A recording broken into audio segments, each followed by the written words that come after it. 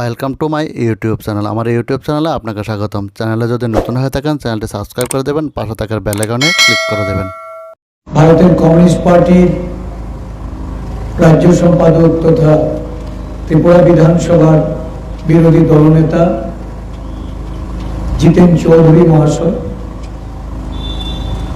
আমাদের মাঝে এসে উপস্থিত হয়েছেন সর্বভারতীয় কংগ্রেস কমিটি তফসিলি জাতি বিভাগে সভাপতি আদরণীয় রাজেশ লিলোটিয়াজি, আমাদের এই অঞ্চলের সকলের প্রিয় প্রাক্তন বিধায়ক শ্রী সুদন দাস মহাশয়, আমাদের ইন্ডিয়া জোটের গণ্যমান্য নেতৃবৃন্দ, সভায় আগত এই অঞ্চলের শ্রদ্ধেয় নির্বাচক মণ্ডলী, কর্মী বন্ধুরা, সাংবাদিক বন্ধুরা, আরক্ষা প্রশাসনের পক্ষ থেকে যারা আজকে এখানে এসেছেন তাদের প্রতিও আমার শুভেচ্ছা অভিনন্দন আমি জ্ঞাপন করছি। নির্বাচক মণ্ডলীকে আমি শ্রদ্ধা প্রীতি ভালোবাসা জ্ঞাপন করছি। আমাদের একটা নির্দিষ্ট সময় বেঁধে দেওয়া হয়েছে, এর মধ্যে সভা শেষ করতে হবে। আমি প্রথমেই বলতে চাই, এখানে যারা উপস্থিত হয়েছে মনে রাখবেন, এই নির্বাচনে সক্রিয়ভাবে প্রকাশ্যে এসে যত মানুষ আমাদের সমর্থন করছে, যত মানুষ বেরিয়ে এসছে, তার থেকে অনেক গুণ বেশি যারা দূর থেকে আমাদের সমর্থন জানাচ্ছে, দূর থেকে আমাদেরকে সহযোগিতা করছে। কারণ এই আজকের যে এই সভাটা হবে, এই রাজনগর থেকে বর্তমানে যারা বিজেপি দল করছে, যারা বিজেপির হয়ে পতাকা ফেস্টুন লাগাচ্ছে, এই অঞ্চলে যারা বসবাসকারী অনেকেই আমাকে ফোন করে জানাচ্ছে, দাদা পরিস্থিতির কারণে আপনার এই সভাতে উপস্থিত হতে পারছি না, কিন্তু মন থেকে চাইছি আপনি এই লড়াইয়ে সফল হন, আপনি এই লড়াইটাকে নেতৃত্ব দিন। আমি কৃতজ্ঞতা প্রকাশ করি রাজনগরের আমাদের ইন্ডিয়া জোটের নেতৃত্বে যারা আছেন সেই সমস্ত বন্ধুদের, সুদন বাবুদের প্রতি, এই অঞ্চলের সমস্ত সুনাগরিকদের প্রতি, এই লড়াইটাতে তারা আমাদের পাশে আছে। এই যে তাদের অঙ্গীকার, এই অঙ্গীকারকে সর্বস্ব করেই, এই অঙ্গীকারকে পুঁজি করেই একজন রাজনীতিবিদ হিসাবে সমাজ সেবা করব, মানুষের সাথে থাকব, মানুষকে নিয়ে চলব, আগামী দিন কখনো আমাদের লড়াই থেমে থাকবে না, এই সংকল্প করে ঘর থেকে বেরিয়েছি। আর এই লড়াইটাকে সম্পন্ন করার জন্য আপনাদের সহযোগিতা চাইছি। আমি আপনাদের প্রতি কৃতজ্ঞ। বিভিন্ন বক্তারা এখানে বলেছেন, সর্বভারতীয় প্রেক্ষাপট তুলে ধরেছেন, আমরা এত দূর যাব কেন? আমি গত কয়েকদিন আগে রাজনগরে বেরিয়েছি, প্রচার করতে বেরিয়েছি। যেখান থেকে শুরু করেছি, প্রথম ধাক্কা তো সেখানে। ভারতবর্ষের গণতন্ত্রটা কোথায় আছে? রাজনগরবাসীকে ভাবতে হবে রাজনগর দিয়ে। প্রচার আমাদের দলের বা রাজনৈতিক নির্বাচনের কর্মকাণ্ডের একটা বিশেষ অংশ। এই প্রচার যদি জনগণের কাছে বিরোধীরা করতে না পারে, গণতন্ত্রের ভাষাটা তাহলে কোথায়? এটা তো বহুদিন আগেই, গত 10 বছর ধরে এটা সারা দেশে যেমন হারিয়ে গেছে, গত 6 বছরে রাজনগর থেকে ওটা উঠে গেছে। দীর্ঘদিন সুদন বাবুকে আমি অ্যাসেম্বলিতে পেয়েছি, 6 বার নির্বাচিত হয়েছে। গত নির্বাচনে উনি জিততে পারেননি। নির্বাচনী পরিবেশটা কি ছিল? কারা এই নির্বাচনে সহায়তা করেছে পেছন থেকে?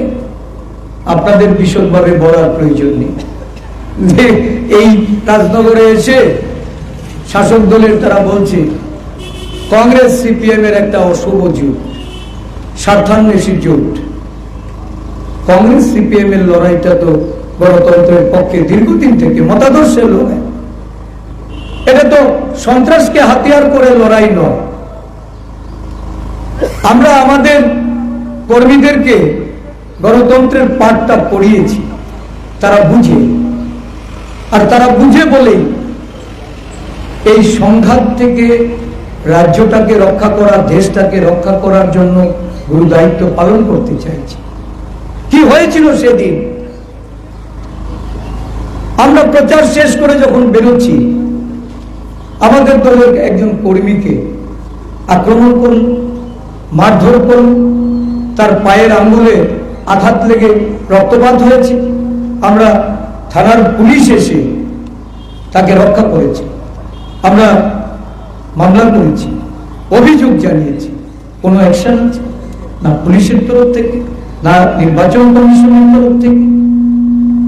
কোথায় দাঁড়িয়ে আজকে আমরা মানুষের গণতান্ত্রিক অধিকারকে রক্ষিত করার জন্য, তাদের ভোটাধিকার প্রয়োগ করার জন্য আমরা কোথায় আজকে এসে দাঁড়িয়েছি? কংগ্রেস কমিউনিস্টের এই লড়াই দেশের সংরক্ষণ, সংবিধান রক্ষার্থে, দেশের গণতন্ত্র বাঁচাতে। আর যখন 1 বছর আগে থেকে ইন্ডিয়া জোট সংঘবদ্ধ হচ্ছে, 27টি রাজনৈতিক দল একটা মঞ্চে এসে দাঁড়িয়েছে, দেখুন তো দেশের পরিস্থিতি কি। যারা একসময় ক্ষমতায় পৌঁছে এনডিএ কে ভেঙে দিয়েছিল, এনডিএ দুর্বল করে ফেলেছিল, যারা মনে করেছিল ক্ষমতায় আছি আর কখনো ওই এনডিএর শরিকদের প্রয়োজন হবে না, আর একটার পর একটা শরিক যখন এনডিএ ত্যাগ করে বেরিয়ে পড়ছে, ইন্ডিয়া জোটকে ভয় পেয়ে রাতারাতি আবার ওই এনডিএ তৈরি করার কাজে লেগে পড়েছে। যখন এনডিএ তৈরি করার কাজে লেগে পড়েছে, ভারতবর্ষের সেই দলগুলি যারা শুরুতে এনডিএতে ছিল, তারা তাদের এই বিমাতৃসুলভ আচরণ, রাজ্যে রাজ্যে বৈষম্য এবং এনডিএর প্রতি অবিশ্বাস, তাই তারা তাদের ডাকে সাড়া দেয়। বিভিন্ন ছোট বড় অনামী দল তাদের এই এনডিএ জোটে নিয়ে তারা ইন্ডিয়া জোটকে ঠেকাতে চাইছে। বুঝেছে সমূহ বিপদ। এই রাজ্যে যারা ইন্ডিয়া জোটকে আজকে বলছেন যে এটা সুবিধাবাদী জোট, দেখুন না ভয় কোথায় গিয়ে পৌঁছেছে। এই রাজনগরবাসীর উদ্দেশ্যে বলতে চাই, গত নির্বাচনে আপনাদের এখানে তো তীব্রা মাথা লড়াই করেছে, বিরোধী হিসাবে লড়াই করেছে, আপনারা তো ভোট দিয়েছেন। এই ভোট পেয়ে যারা আজকে একটা এই রাজ্যের নতুন ইতিহাস গড়ে দিল, তীব্রা মাথা বিরোধী দল, বিজেপি আইপিএফটি শাসক দল মিলেমিশে একাকার। এখানে আবার নতুন আরেক এনডিএ, এই এনডিএ হঠাৎ করে হলো, মন্ত্রিসভায় যোগদান হলো এবং রাজপরিবারের একজন সদস্যকে নির্বাচনের লড়াই নামিয়ে দিল। এই জোটটাকে এই রাজ্যের মানুষ এটা শুভ জোট হিসাবে মেনে নিতে পারে? গত নির্বাচনে পেছন থেকে বিজেপিকে সুযোগ করে দেওয়া হলো, কিসের বিনিময়ে করে দেওয়া হয়েছে মানুষ জানে না। কিন্তু এবারের নির্বাচনের আগে এই মুখোশটাও খুলে পড়েছে। মানুষ বুঝতে পারছে, যারা আদিবাসীদের জন্য লড়াইয়ের কথা বলেছে, যারা এই রাজ্যে ওয়ান লাস্ট ফাইট, কনস্টিটিউশনাল সলিউশনের কথা বলেছে, যারা বলেছে নো কম্প্রোমাইজ, আজকে তারা কম্প্রোমাইজ করে শাসন ক্ষমতা ভাগাভাগি করতে কাঁধে কাঁধ মিলিয়ে এখন লড়াইয়ে নেমেছে। কাদের বিরুদ্ধে লড়াই? গণতন্ত্রে যারা অতন্দ্র প্রহরী, গণতান্ত্রিক লড়াইয়ের জন্য যারা সংকল্পবদ্ধ, যারা দীর্ঘদিন থেকে একটা মঞ্চ তৈরি করে ভারতবর্ষের উপর যে অন্যায় চলছে, অবিচার চলছে, গণতন্ত্রের প্রতি যেভাবে তারা ঘৃণা ছড়িয়ে দিচ্ছে, তার বিরুদ্ধে লড়াইয়া এই লড়াইকে আপনারা শক্তিশালী করবেন না? এই লড়াইটাকে আগামী দিন সফল রূপদান করবেন না? ভারতবর্ষের মানুষের আজকে অস্তিত্বের প্রশ্ন, সংবিধানের যে মৌলিক অধিকার, এই মৌলিক অধিকার মানুষ হারাতে চলছে। মানুষ আগামী দিন এই দেশে বা রাজ্যে তাদেরকে যদি বেঁচে বলতে থাকতে হয়, অধিকার বলে যদি নির্বাচনে ভোটাধিকার প্রয়োগ করতে হয়, এবং এই দেশের দীর্ঘদিনের স্বাধীনতার সংগ্রাম করে আমাদের যারা আত্মবলিদান দিয়েছেন, যাদের রক্ত ঘামে এই স্বাধীনতা অর্জিত হয়েছে, তাদের প্রতি যে অবমাননা, তাদের হাতে রচিত যে সংবিধান, এই সংবিধানের বিলুপ্তি যারা চাইছেন, তাদের বিরুদ্ধে যে লড়াই, এই লড়াই যদি দুর্বল হয়, তাহলে ভারতবর্ষে আর মানুষের কথা বলার কোনো সুযোগ থাকবে না। আমাদের লড়াই ক্ষমতায় আসার জন্য নয়।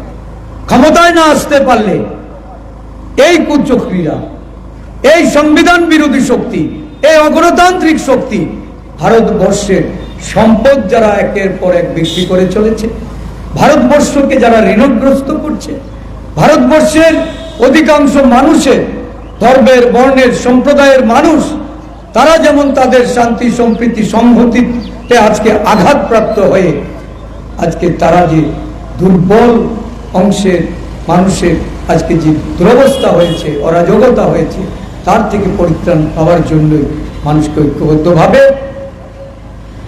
ইন্ডিয়া জোটকে শক্তিশালী করতে হবে। আমি বিশ্বাস করি যে আমাদের বক্তারা অন্যান্য বিষয় নিয়ে আলোচনা করবেন।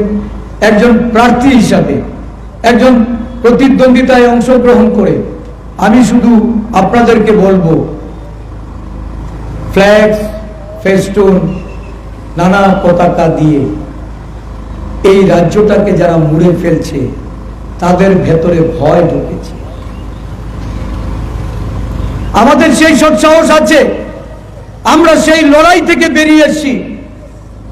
আমরা প্যারাশুটধারী না, হঠাৎ করে এসে আপনাদের সামনে দাঁড়াইনি। 4 দশকের উপরে রাজনীতিতে আছি। নিষ্ঠা, সততা আর আপনাদের আশীর্বাদ আমাদের রাজনৈতিক ঊর্জা, আর এটার পুরো আত্মবিশ্বাস রেখে যে লড়াইয়ে নেমেছি, পোস্টার, ফেস্টুন, ফ্ল্যাগ এই সমস্ত লাগিয়ে আমাদের আটকাতে পারবে না, আমাদের মানুষকে বিভ্রান্ত করতে পারবে না। কি স্লোগান? 400 পার। 400 পারের কথা তারা যখন বলছেন, নরেন্দ্র মোদী বলছেন, অমিত শাহরা বলছেন, আর উল্টো দিকে তাদের অর্থমন্ত্রী নির্মলা সীতারামনের ওনার যিনি স্বামী, উনি বলছেন 400 পার করা যাবে না, অর্ধেকেরও কম থাকবে। এই দেশে বিজেপি সরকার হচ্ছে না। এটা আমাদের কথা নয়। বিজেপি বন্ধুরা,